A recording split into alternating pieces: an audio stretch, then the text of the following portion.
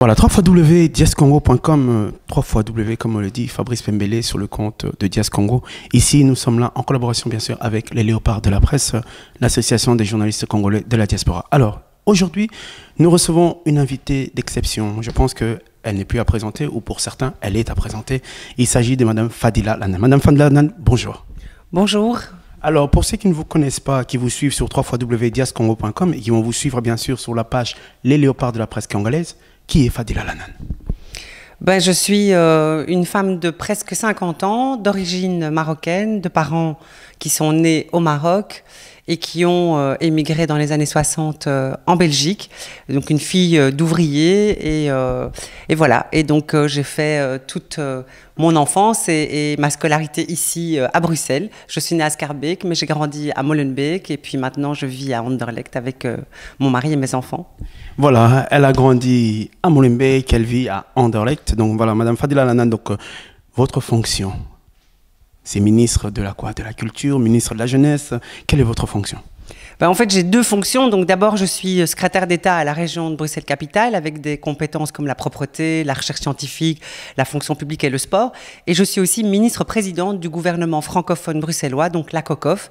Et là, j'exerce la présidence, l'enseignement, la culture, le sport, le budget, la petite enfance et le transport scolaire. Donc, c'est beaucoup de compétences. En tout, j'en ai 10, mais je suis passionnée par ce que je fais.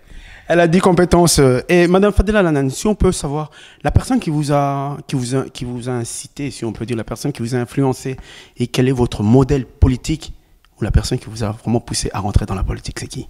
D'abord, mon premier modèle, c'est ma maman, qui est une femme qui ne fait pas de politique, mais qui, quelque part, est comme une politicienne à la maison, donc une femme indépendante, combattante et très forte sur l'égalité des droits entre les hommes et les femmes. Et puis évidemment, le modèle politique, moi j'ai commencé ma carrière dans les cabinets ministériels et à l'époque il y avait une superbe ministre-présidente, c'était Laurette Onkelings, et qui a été pour moi un vrai modèle et qui m'a vraiment envie de faire de la politique activement. Voilà, donc c'est ces deux femmes-là qui m'ont motivée sans doute à faire de la politique. Et puis j'ai eu de la chance, quand je suis devenue ministre de la Culture en 2004, j'avais comme ministre-présidente Marie Arena et j'avais énormément d'affinités avec elle, même si on avait plus ou moins le même âge, mais j'étais très fière en fait d'avoir une chef de gouvernement qui était une femme. Ça aussi, c'est un modèle. Voilà les modèles politiques. En tout cas, c'est un plaisir de vous recevoir sur notre site, sur notre chaîne www.diascongo.com, notamment sur les Léopards de la presse. Alors, en tant que ministre, parce que vous avez été en 2004 ministre de la Culture en Fédération Wallonie-Bruxelles, ainsi que ministre de l'Audiovisuel, si on peut avoir un peu, en quelques lignes, votre bilan en tant que ministre et surtout d'un œil extérieur, vu que le CDH maintenant qui prône le ministériel là-bas, quel est votre avis par rapport à ça? Moi, je pense que ce que j'ai voulu faire comme ministre de la Culture, c'est d'abord d'écouter les secteurs. Et donc, c'est la première chose que j'ai faite. J'ai réuni tous les secteurs culturels en 2004 et on a fait les fameux États généraux de la culture qui avaient pour vocation, en fait, de repenser complètement les politiques culturelles qui avaient été initiées jusque-là. Et puis, surtout aussi de faire en sorte qu'il y ait une plus grande accessibilité de la culture vers les publics qui en sont très éloignés. Moi, je pense notamment aux publics fragilisés. Moi, je suis socialiste comme conviction politique. Et donc, c'est clair que pour moi, la culture qui est financée par l'argent public doit resservir, doit revenir aux citoyens et surtout ceux qui n'ont pas eu l'habitude, qui n'ont pas été éduqués ou formés à cela. Et donc, vraiment de faire en sorte qu'on ait une politique de proximité. Donc, c'est vraiment à cela que j'ai beaucoup travaillé. Voilà, et si on peut savoir le bilan maintenant qui se passe, parce qu'on se rend compte que le secteur de la danse est en train de se plaindre fortement par rapport aux rabotages qui sont faits en ce qui concerne le budget des différents secteurs, par rapport à ça, et maintenant que vous le voyez d'un œil extérieur, qu'est-ce que vous pourrez leur conseiller? Moi, je dois avouer que j'ai eu de la chance pendant les 10 ans où j'ai eu cette fonction de ministre de la Culture. J'ai eu des moyens supplémentaires pour mes compétences et donc j'ai pu refinancer ce secteur. Et c'est vrai que je n'ai pas dû faire des rabotages dans les budgets. Au contraire, on était chaque fois en expansion. Aujourd'hui, c'est vrai qu'on est dans une situation beaucoup plus compliquée et je dois vous avouer que moi qui ai maintenant la culture au niveau bruxellois, j'ai un certain nombre d'occasions de recevoir des acteurs culturels Bruxelles, qui évidemment n'ont pas tous les moyens à la Fédération Wallonie-Bruxelles et qui viennent chercher des compléments ou viennent même carrément chercher des moyens financiers pour monter leur projet. Donc je vois bien que la situation est difficile, mais je ne vais pas jeter la pierre à ma successeur. Au contraire, je pense qu'il faut continuer à mettre des moyens pour la culture, parce que la culture, c'est quelque chose qui nous fait tellement de bien, qui est épanouissante. Alors ici, dans mon gouvernement à la COCOF, j'ai pu augmenter de pratiquement entre 30 et 40% mon budget de la culture, ce qui est quand même important. Mais comme j'ai le budget, je peux jouer ces deux casquettes. Et c'est vrai qu'on a pu refinancer ici à Bruxelles le secteur, et ça permet évidemment à des associations d'obtenir des moyens pour pouvoir réaliser de magnifiques projets en faveur des citoyens bruxellois. Merci beaucoup en tout cas Madame la Ministre. Voilà, nous allons revenir un peu sur une échelle beaucoup plus petite qui est donc la commune d'Anderlecht, bien sûr. Cette commune où il y a diverses nationalités qui sont là-bas, notamment la communauté subsaharienne, donc les Congolais ainsi que les Africains de l'Afrique centrale. La question qui se pose, c'est que les élections approchent à grands pas. Nous allons dire que nous sommes à l'aube des élections. Et on se rend compte qu'en ce qui concerne la politique de la jeunesse, beaucoup de jeunes ont des problèmes de l'emploi. Beaucoup de jeunes sont en manque d'activité. Beaucoup de jeunes, et notamment aussi, on parle par rapport à ce problème de radicalisation qui se passe, ce qui fait que beaucoup de jeunes se laissent facilement influencer pour cause que la société le rejette. Vous, qui êtes candidat, notamment là-bas à Anderlecht, par rapport à cette jeunesse qui semble être perdue, quel est votre programme ? Ben moi, je vais vous dire, je pense qu'effectivement, c'est un vrai problème, le chômage des jeunes. Et vous savez, moi, dans ma commune, dans certains quartiers, c'est un jeune sur deux, un jeune sur deux de 25 ans et moins, qui est au chômage, qui n'a pas de travail, pas parce qu'il a envie de rester traîné dans les rues, mais simplement parce qu'il n'a pas l'occasion de pouvoir rentrer dans des entreprises ou dans des administrations publiques.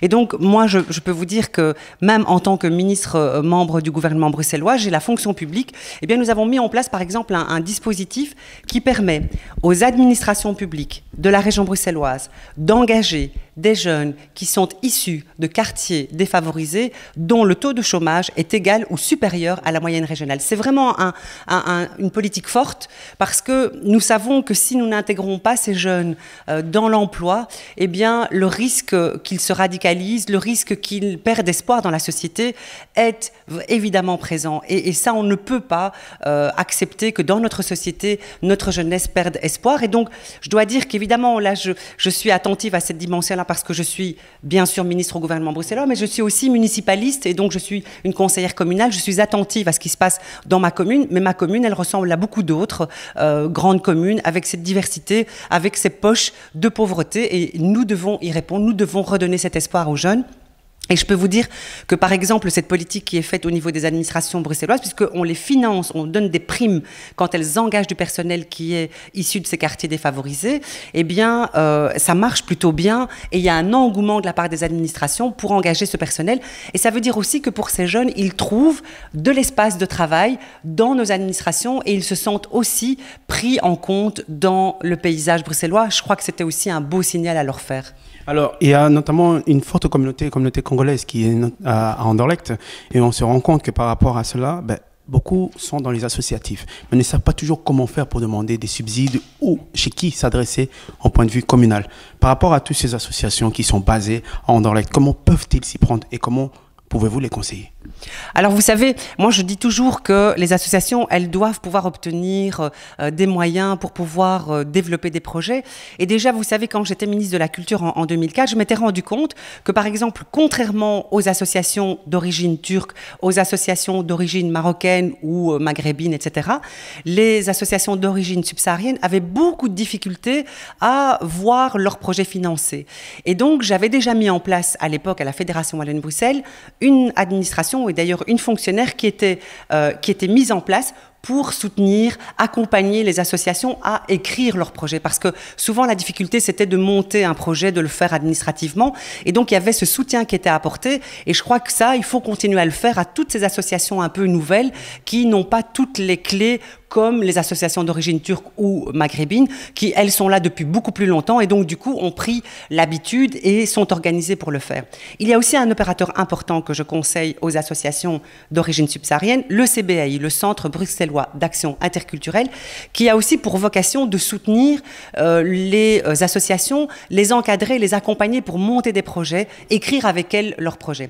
Au niveau de la commune, et si on parle d'Anderlecht, puisque vous évoquez cette commune qui est la mienne, eh bien là, il faut aller voir soit les chefins de la culture, soit les chefines de l'égalité des chances ou de la cohésion sociale pour essayer de voir comment elle peut aider l'association en tant que telle.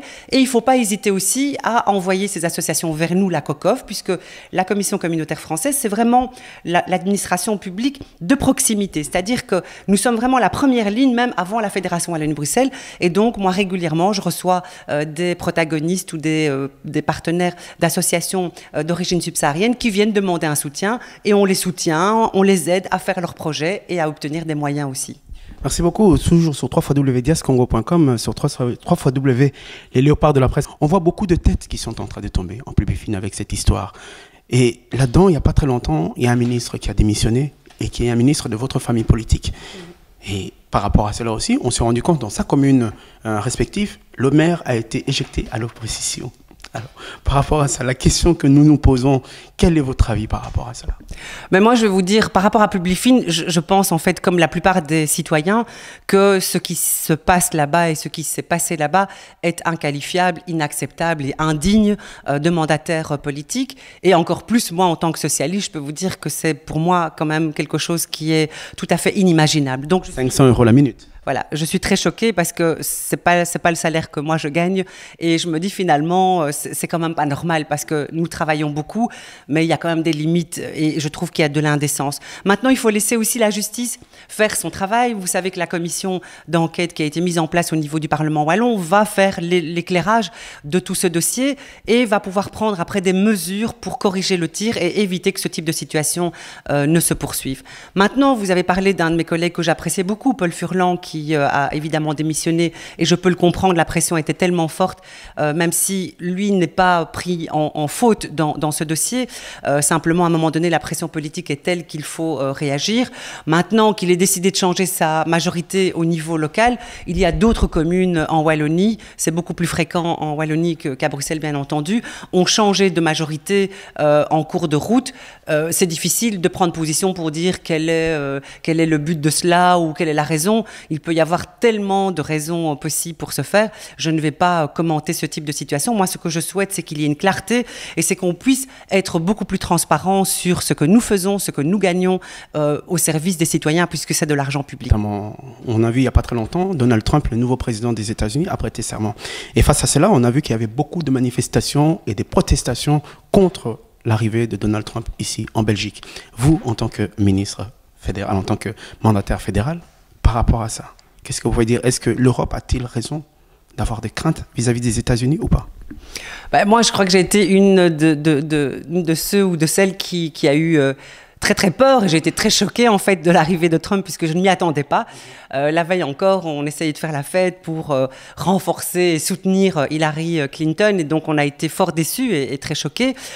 Moi, j'avoue, j'ai des craintes par rapport au président des États-Unis, mais en même temps, voilà, ce sont les États-Unis, c'est loin de nous, même si on a des liens assez proches. Moi, j'avoue que je pense que pendant 4 ans, je ne vais pas aller sur le territoire américain quand je vois la manière dont les personnes d'origine étrangère sont reçues.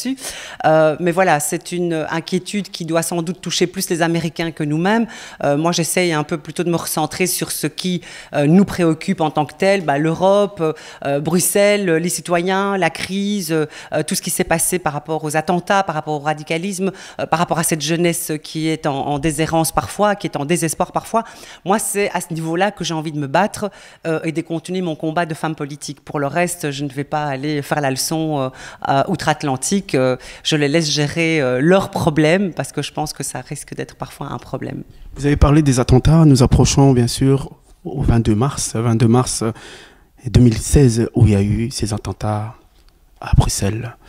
Par rapport à ça, les familles qui sont jusqu'à présent, la plupart ne sont toujours pas indemnisées.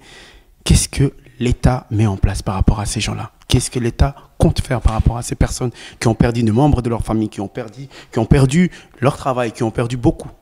Qu'est-ce que l'État compte faire?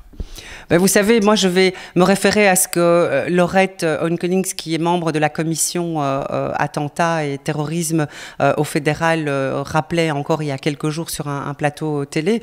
C'est qu'évidemment, il faut absolument répondre à la demande des victimes, à la demande des proches des victimes, parce qu'ils ont aujourd'hui une situation où ils doivent débourser des moyens, ils doivent débourser des frais pour se soigner, pour continuer à vivre de la meilleure façon possible. Et c'est vrai qu'au niveau du gouvernement fédéral, ils ont un peu bloqué les choses, ce qui est assez embêtant parce qu'ils essayent de répondre à une série d'autres questions. Il se fait que les assurances ne répondent pas tout de suite aux demandes des victimes et des projets victimes. Je pense que ça, c'est tout à fait indigne aujourd'hui. On ne peut pas attendre. Je crois que ces gens, ça va faire 1 an aujourd'hui, et certains sont dans une situation catastrophique.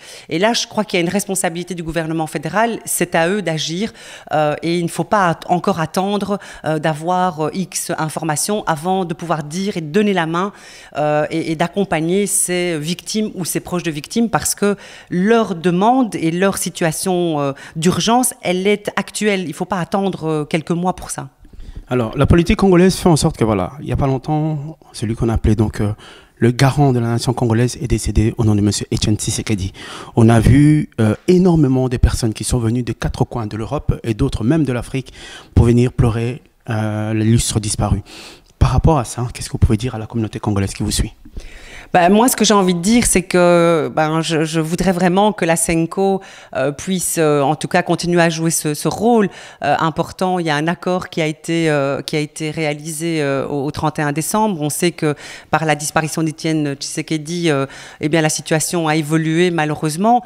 Moi, ce que je dois dire, c'est que c'est évidemment au niveau du gouvernement fédéral, et le ministre des Affaires étrangères joue son rôle pour l'instant d'intermédiaire, et j'espère vraiment qu'on arrivera à trouver une solution de paix pour l'ensemble du peuple congolais, parce que évidemment nous sommes tellement proches, nous les Belges, enfin le Congo et nous sommes frères, et nous sommes liés par notre histoire, même si elle a été parfois douloureuse, il faut bien le rappeler. J'espère vraiment qu'on arrivera à une solution de paix qui puisse être rencontrée, et surtout que la démocratie puisse s'instaurer pour l'ensemble des citoyens. Il y a beaucoup de manifestations qui se font ici en Belgique, parce qu'on dit, voilà, la Belgique, Bruxelles, c'est la capitale de l'Europe, où plusieurs dirigeants politiques se regroupent ici.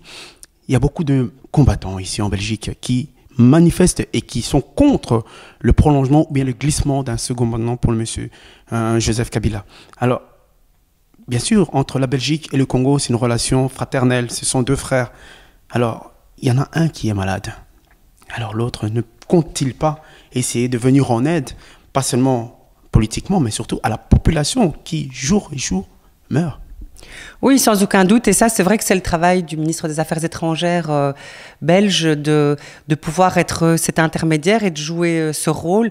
Mais c'est vrai que nous sommes évidemment très attentifs à la situation, parce que comme je le disais il y a quelques instants, nous sommes tellement proches. Enfin, je veux dire, on a une histoire commune et on ne doit pas l'oublier, et on doit continuer à renforcer nos liens, à soutenir le peuple qui souffre.